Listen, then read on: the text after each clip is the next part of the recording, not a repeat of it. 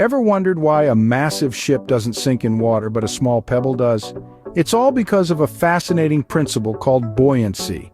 Now, what is buoyancy exactly? Well, in the simplest terms, buoyancy is a force. It's not just any force, though, it's a special one that allows things to float in fluids, be it liquid or gas. Consider a ship sailing smoothly on the ocean. It's massive, right? But it doesn't sink. Or think about a hot air balloon gracefully floating in the sky. Even when you're swimming in a pool, you're not sinking to the bottom like a stone, are you? That's buoyancy working its magic. It's this incredible force that counteracts the pull of gravity and keeps things afloat. Whether it's a gargantuan ship, a tiny pebble, or even you in a swimming pool, buoyancy is always at play. So, in a nutshell, buoyancy is the superhero that keeps things afloat. Now you might be thinking, how does buoyancy work? Well, it's all about the battle between two forces, weight and buoyancy. Imagine a rubber duck bobbing in your bathtub.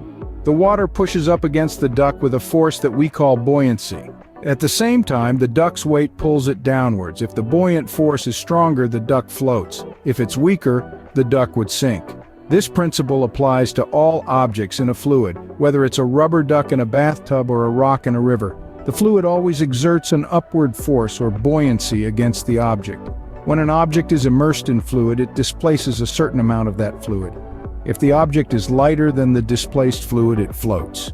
If it's heavier, it sinks. Simply put, if an object is lighter than the fluid it displaces, it floats. If it's heavier, it sinks. That's buoyancy for you. So, what are the key things to remember about buoyancy? First and foremost, buoyancy is an upward force exerted by a fluid that opposes the weight of an immersed object. In simpler words, it's the force that helps objects float in water or air. Secondly, whether an object floats or sinks is not a matter of magic or chance. It's all about the weight of the object compared to the weight of the fluid it displaces. If an object is lighter than the fluid it displaces, it floats. Conversely, if it's heavier, it sinks. Lastly, buoyancy is not just a concept confined to the pages of a physics textbook.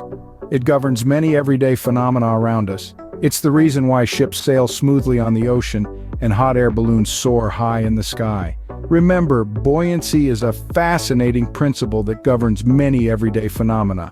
So next time you see a ship sailing smoothly or a hot air balloon soaring high, give a nod to buoyancy.